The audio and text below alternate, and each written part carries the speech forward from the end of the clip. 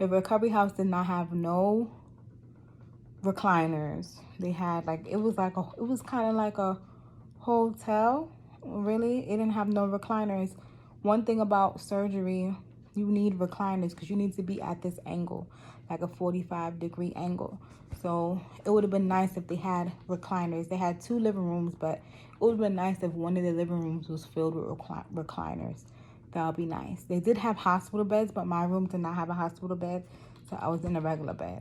And then the hospital bed is not even up to date neither. So, but other than that, it was an okay experience. But I say, if you're gonna go out the country, make sure that you bring everything, because they're not gonna have what we have here in the States. So yeah, so back to my journey and what I went through. Our first appointment was that Monday. The appointment is really quick. It's really like 2 minutes. All they do is they looked at my belly button. They dressed my belly. I think, did they dress my belly button? Yeah, they dressed my belly button. And then they didn't even look at my full tummy tuck. They just peel off a little tape in the middle and look at it, which that's not even really looking at it. I feel like follow-up, post-op, you got to look at everything fully. Remove the tape and look at everything, because you don't know what could be going on. You can't just peek at a little piece. That's not a post-op appointment. And they just ask you if you feel dizzy, and then that's it. That's all. My first appointment, she did tell me about oxygen and my stretch marks. So she did prescribe me some medicine, some medication that I guess, I don't know, deal with stretch marks or the tightness of my stomach or however. That was like $35. So after the appointment, we went back. Yeah, the appointment is 2 minutes, literally. It's not, I feel like it's not a real post-op appointment. And so our next appointment was supposed to be that Thursday, but instead Yily came to the house. Yily came to the house to see everybody. When she came to the house, I had my, oh, and also the first appointment, she told me that I need to put compression right here, to put a pad there for compression. So I was doing that, but the pad kept dropping out. So by the time they came Thursday, they see me with my foam board on, because I was tired of the pad dropping out. It would drop out every time I put it there. So that day I just put my foam board on that day. So she happens to came to the house that day. So she see me with my foam board and said, "Who prescribed you this?" and then took it out. Yeah, so that day they just all she did was look at my belly button. They didn't look at my tummy tuck. They looked at my belly button. They seen that it was peeling, because it started to peel by that time, a little bit at the top of the belly button. But yeah, that was it. And then she moved on to other people. So that was like a 2 minute appointment again, 2 minute check. And then my next appointment, so my next appointment was that following Monday, which was February 15th. And over the weekend before my appointment, I changed my date because my belly button had stripped and I was concerned. So I changed my date to go home. My original date was to leave DR February 18th, but I left the 16th. And I didn't tell them the reason. I didn't tell them that I was leaving because I was concerned. I told them I had a family emergency, because either way they wouldn't help. I knew they wouldn't help because they wasn't doing much when I was there. So I told them I had a family emergency and that I'll change my ticket to February 16th, which she was okay with. So the Monday came. That Monday came and she told me to, and before the Monday even came, that Thursday that they seen me, I had just put on my stage 2 faja. that Thursday. Just put on my stage 2 Faja. So I was only in my stage 2 Faja for Friday, Saturday, Sunday, Monday, for 3 days. Only. I was in my stage 2 Faja for 3 days. So the Monday when I went to my follow-up with it was with Dr. Melissa, which is Yily's assistant doctor. So I went to my appointment with Dr. Melissa, and she looked at me and she said, the Faja is cutting off your circulation. So you need to take it off. Don't wear the stage 2 Faja. And they dressed my belly button. At that time, my belly button was completely gone. And they like, the white meat was showing, and they dressed it there. They didn't even look at my tummy tuck. She just dressed my belly button. She dressed it. She put the cream. It's like a cream. I can't remember the name of it, but it's a black tube with white writings.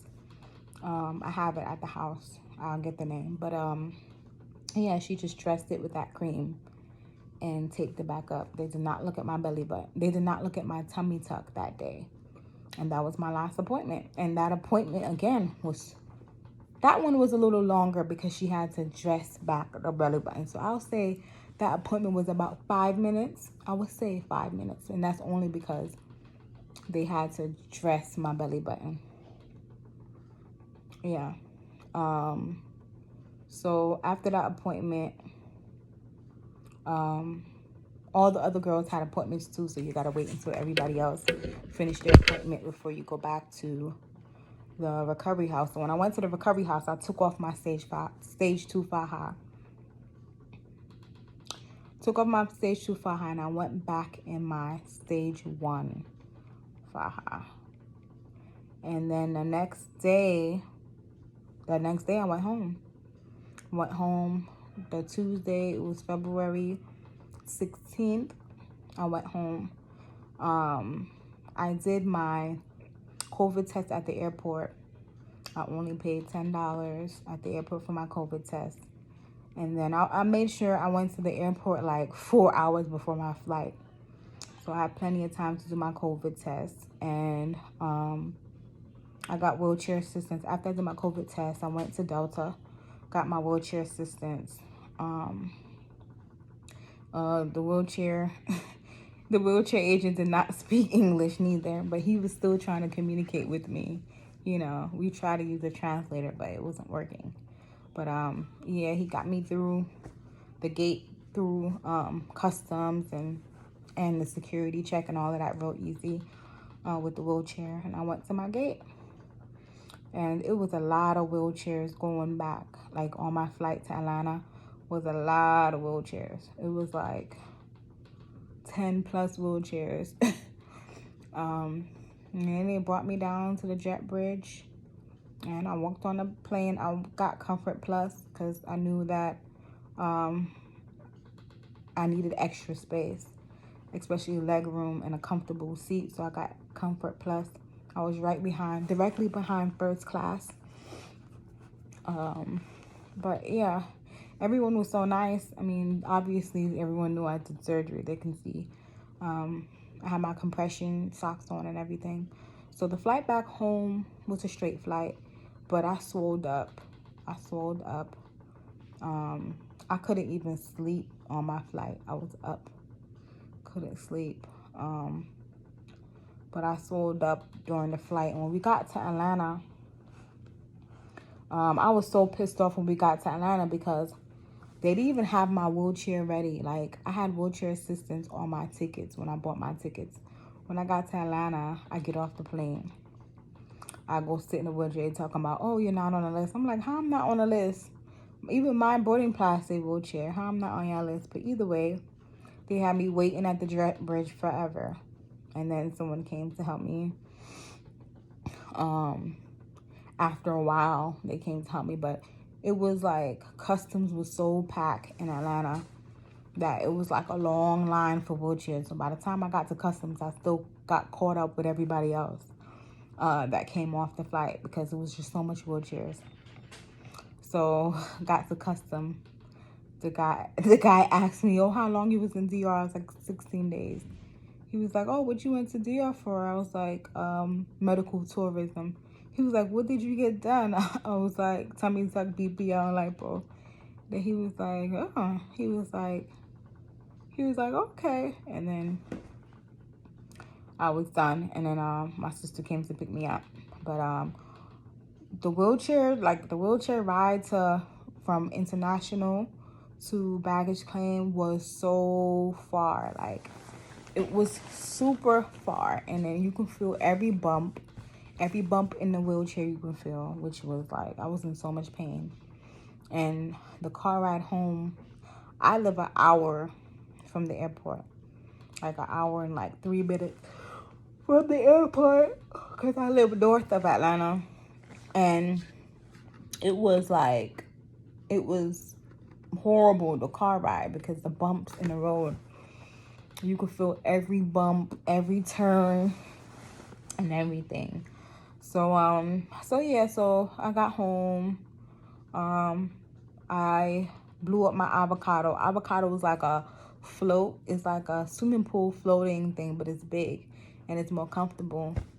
And my kids were so happy to see me. My husband was happy to see me.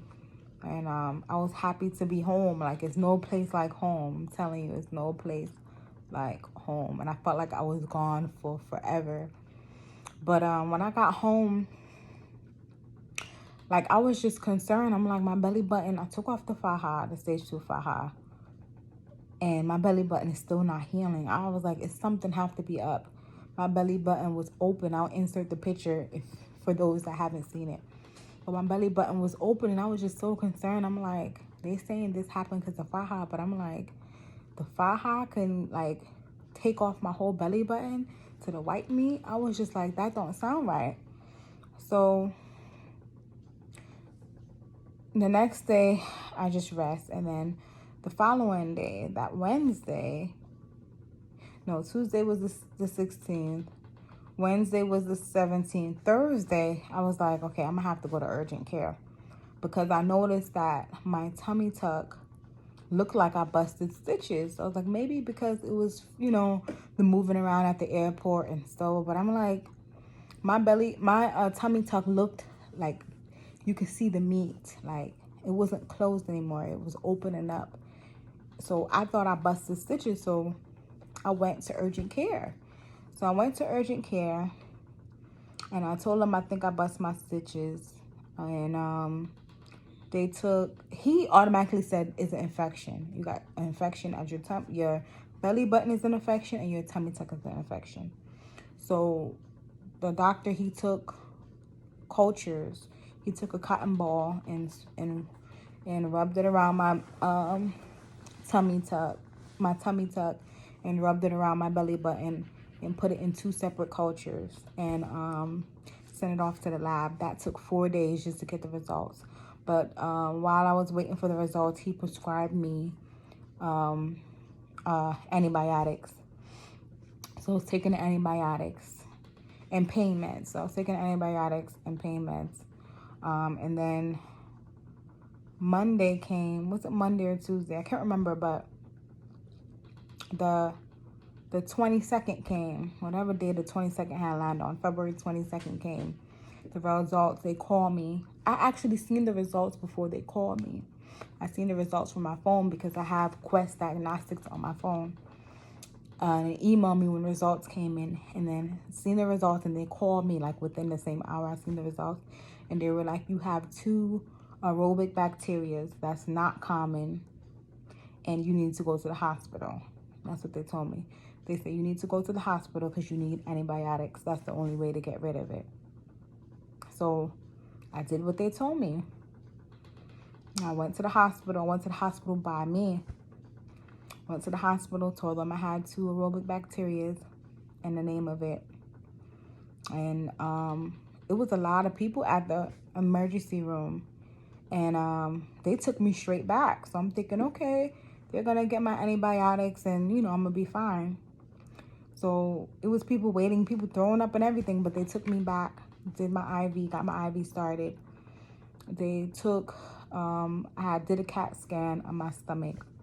I had a lot of fluids in my stomach, a lot of fluids. They said pneumonia or something like that. And I didn't have a fever at that time.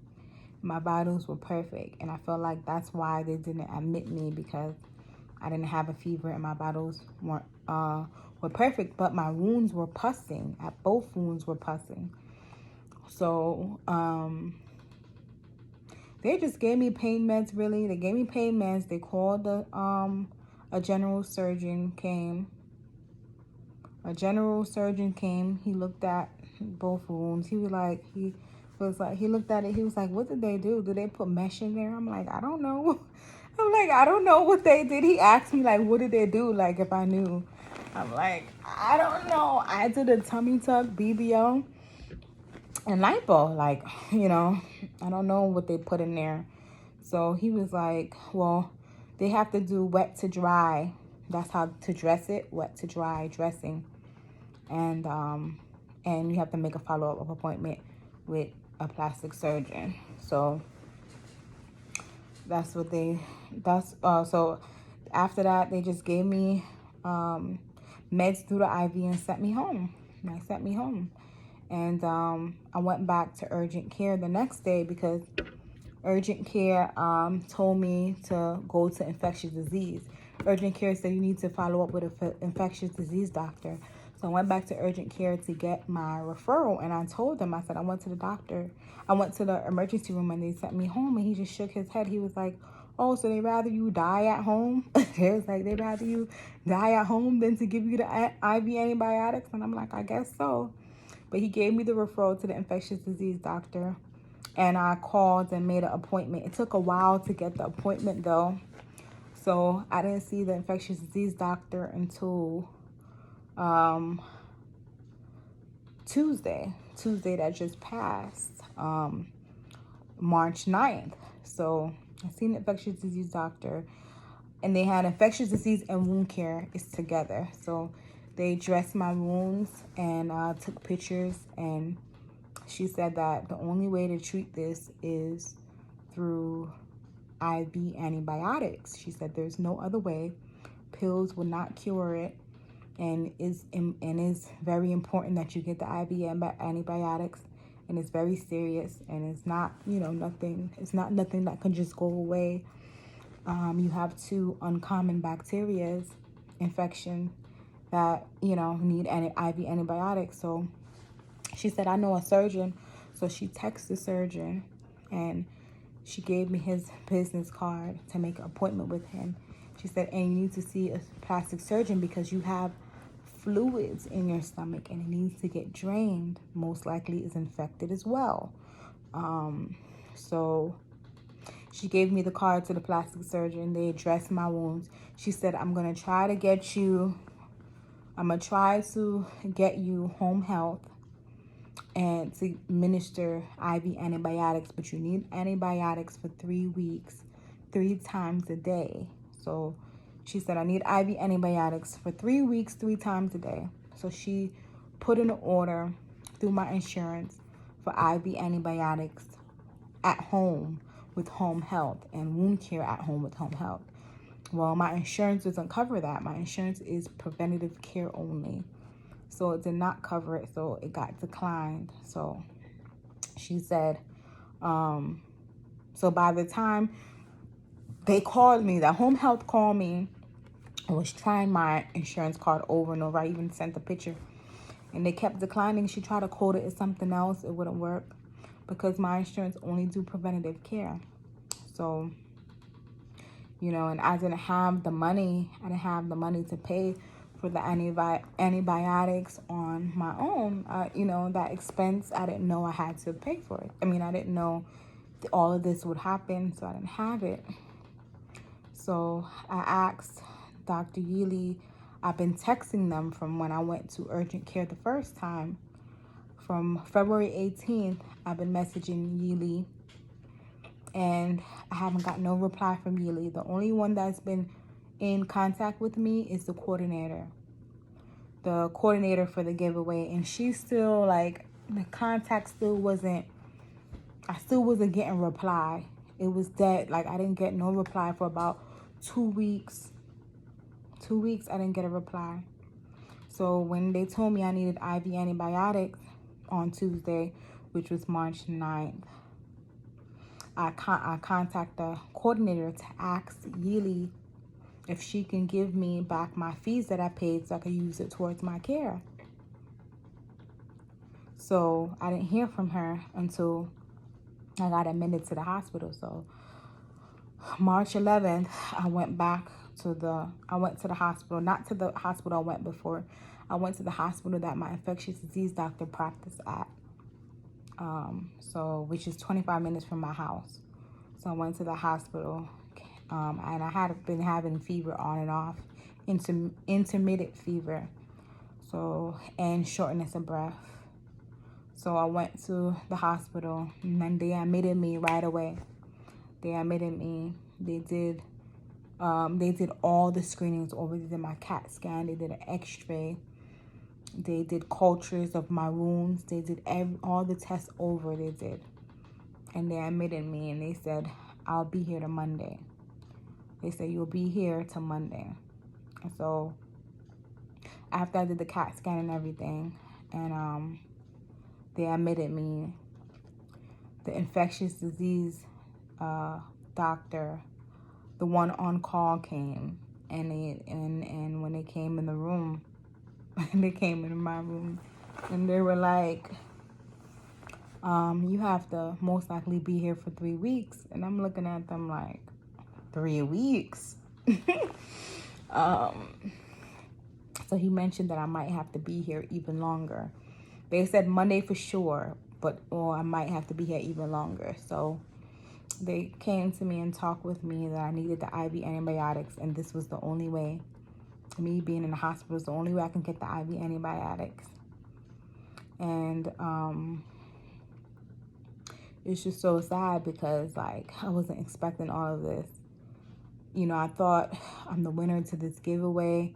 Everything is going to be perfect. They're going to make sure nothing happens to me.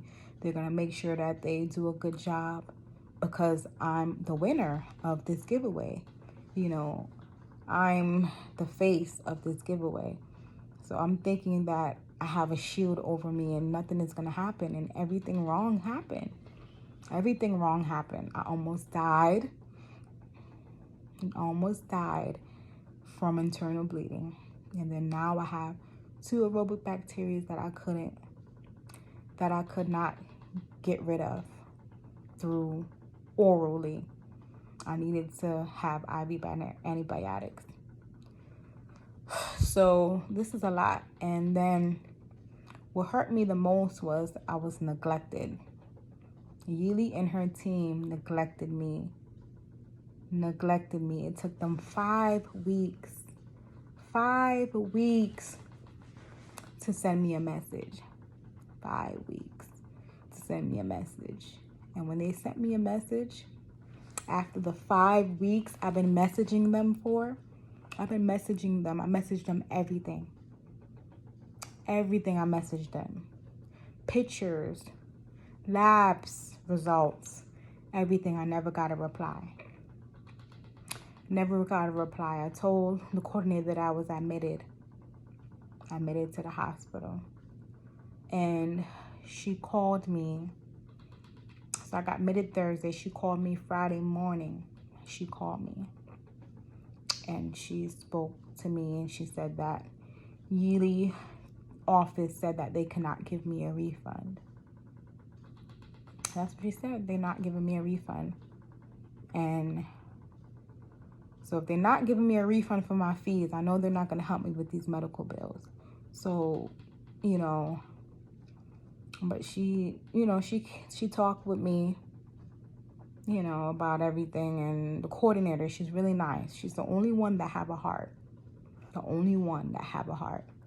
All of, like, everybody else to me is evil because I've been messaging you guys what I've been facing. You guys know I left with an open wound. Nobody helped me. Nobody reached out to see how I was doing. Only the coordinator for the giveaway, which I don't include her as Yily team because I'm talking about the office.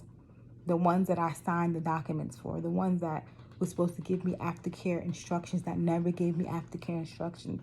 They never checked up on me. Aisha, how are you doing? How are you recovering?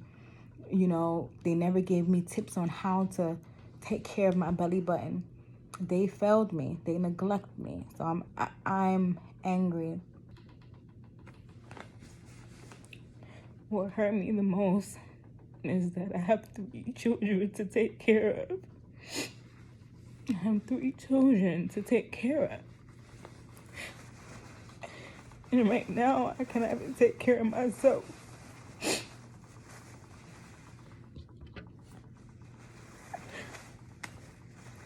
And they don't care. They don't care. All they care about is their image. They don't want me to tell my story. They don't want me to talk about what's going on with me. They just want me to be mute. And I refuse. I refuse to be mute. I want everybody to know what happened to me so that this can stop. So you can't give a free giveaway, a free surgery giveaway. Talk about women empowerment. Talk about helping women with their confidence, and you going around botching people and neglecting people. And I'm not the only one. So many girls reach out to me. So many girls reach out to me with the same thing. So many girls reach out to me with the same thing, and they may not be as strong to tell their story, but I'm going to tell mine. I'm going to tell my story. I don't care if they sue me. I don't care about that confidentiality paper I signed. They can burn it, rip it, tear it up, sue me if they want to. But I'm going to tell my journey because people need to hear this story and avoid Dr. Yily team because they don't care. If they cared, they would have prevented this. Mistakes happen. They would have owned up to their mistakes and they would have fixed it before I even left Dominican Republic. They would have gave me the proper post-op care, fully checking my wounds, giving me instructions on how to care for myself, making sure that the recovery house is doing the proper care that needs to be done, and making sure that before I left with an open wound, that it was cultured to make sure that I didn't have a bacteria. They did none of that. They neglected me. They ignored me. They don't care. Now that people's hearing my story and people is canceling, women are canceling now. Now that women are choosing someone else, now they're messaging me. Now I got a post-care instructions email on March 11th. March 11th, I got a post-op instructions talking about Yily is worried about how I'm doing and cares. No, she don't. If she worried and cared before I even got on that flight, she would have made sure she seen me. She would have made sure that culture was taking of my belly button. Instead of saying, is the faja fault, she would have made sure to rule out an infection. And they would have gave me IV antibiotics when I was there and fixed it. Mistakes happen. Things happen. It's the way you go about it. Integrity, professionalism, medical care, the proper care. All they care about is their image, and that's it. They don't care about us. They don't care about us. If we're going through anything, they avoid us to think that it's going to go away. Look at me. I'm away from my children in the hospital. I have to be here for 3 weeks. I have a 4-year-old with autism that have to go to appointments. I have 2 daughters to take care of as well. I have 3 children to take care of, and I have to be away from them extra time because of Yily. I could have died. I'm grateful that I'm here. I'm glad. I pray to God for me to be here. I'm glad that I'm here. I'm glad that I'm alive. I know I'm going to recover and I'm going to be even stronger. But my story needs to be heard by any means necessary. And so all the women that want to do your bodies, Make sure you go to a doctor that knows how to handle complications and that's respectful and that actually cares about you no matter what, through the good and the bad. Everything is not perfect. Surgery is a risk, but you need that support. And if that plastic surgeon is not supporting you and always blaming it on the patient and not their surgical technique, it's a problem. I'm not the first, but I need to be the last that this happened to. And whatever I gotta do, if I have to make this my full-time job to empower women and talk to them about the risk and let them know my story, if they still want to make a decision and have surgery with Dr. Yily, I wish them the best. But I'm telling you, there's surgeons out there that truly cares about you, not just before, but after.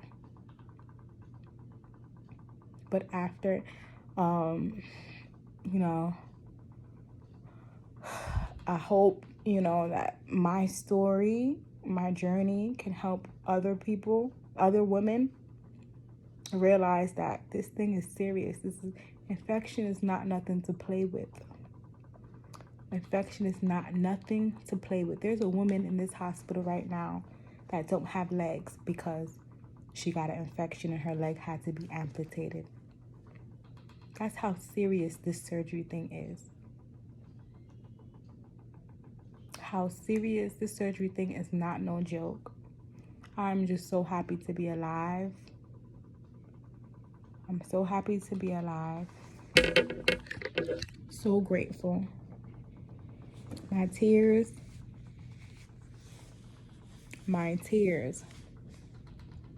I might be sad and angry, but I'm grateful to be here.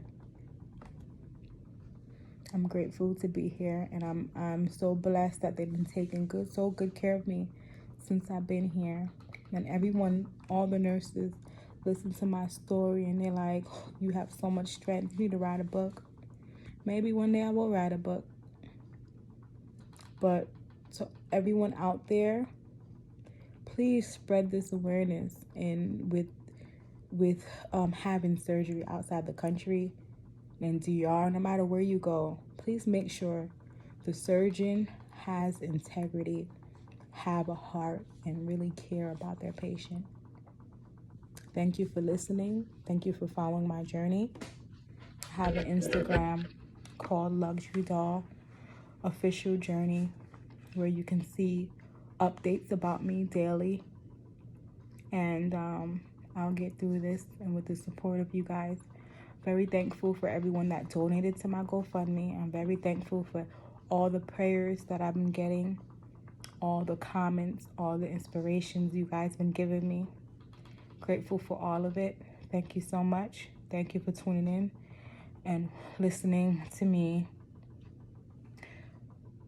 Please share my journey if you can. Maybe this video can save someone's life. Thank you.